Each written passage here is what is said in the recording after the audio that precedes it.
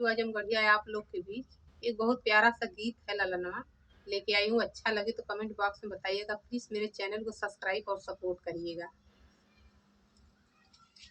बेरिया की बेरा तुहके बरा झीला बाबा, अरे बरा झीला बाबा। अरे जेठ में विवाह माता करी हो रे लाला नावा। अरे जेठ में विवाह माता करी हो रे लाला नावा।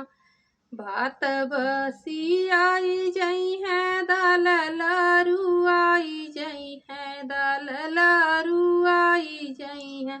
अरे दहिया बीरिथ होई जई है रे लाला नावा।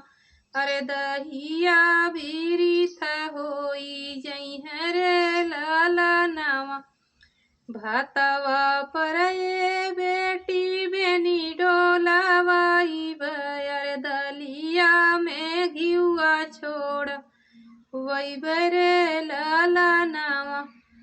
दहिया में ये बेटी चीनी छोड़ावाई बयर चीनी छोड़ावाई ब। अरे खाई है सजन सब लोग अरे लाला नावा। अरे खाई है सजन सब लोग अरे लाला नावा। बेरिया की बेरा तुहके बरा झीला चाचा, अरे बरा झीला चाचा। अरे जेठ में विवाह माती करी हो रे लाला नावा। अरे जेठ में विवाह माती करी हो रे लाला नावा।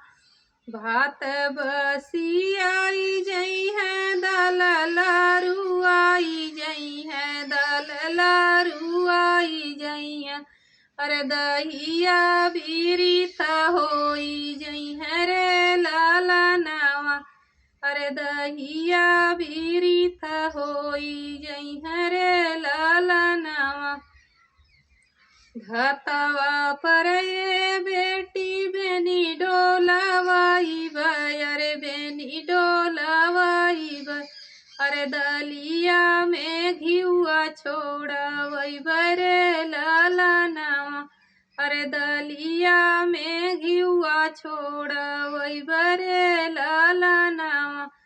दहिया में ये बेटी चीनी छोड़ावाई ब, अरे चीनी छोड़ावाई ब। अरे खाई है सजन सब लोग अरे लाला नावा। अरे खाई है सजन सब लोग अरे लाला नावा।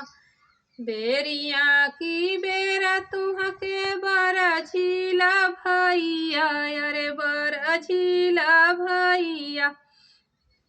अरे जेठ में विवाह माती करी हो रे लाला नावा।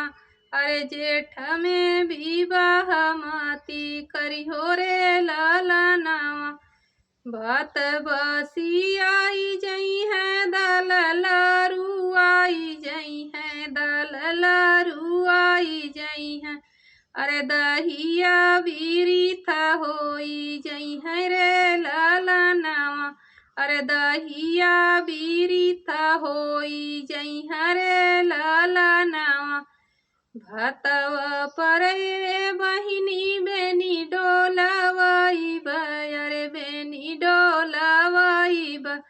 अरे दलिया में घियुआ छोड़ावई बरे लाला नावा। अरे दलिया में घियुआ छोड़ावई बरे लाला नावा।